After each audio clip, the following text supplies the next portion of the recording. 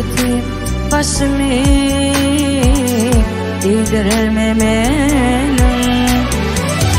Gözümden gönlümden düşen her kime bu yetim başımı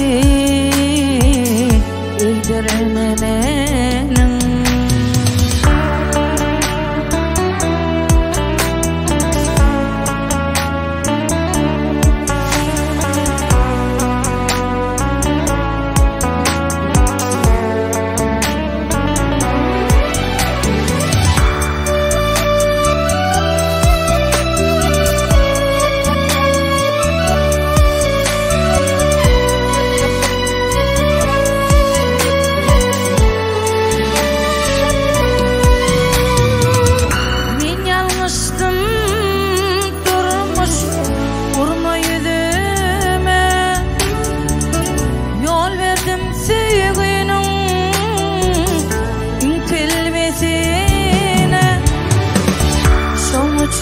Ömrümden giden her kime bu yalnız başımı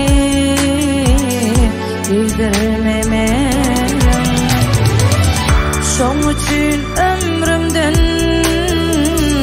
giden her kime bu yalnız başımı eğdirme benim.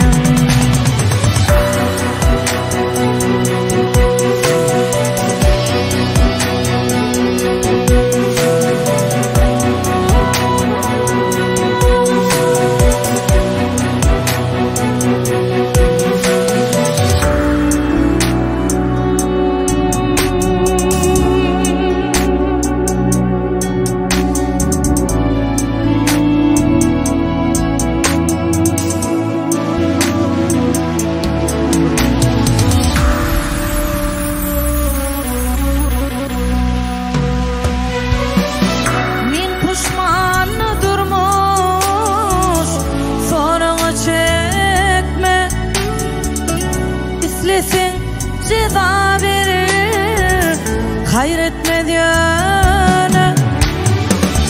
Sözlerim ağırdır, yüreğe bağırır.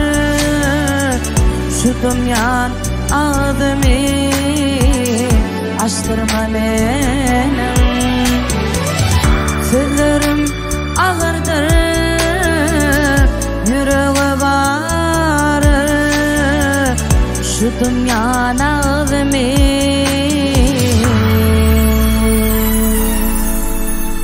açtırma.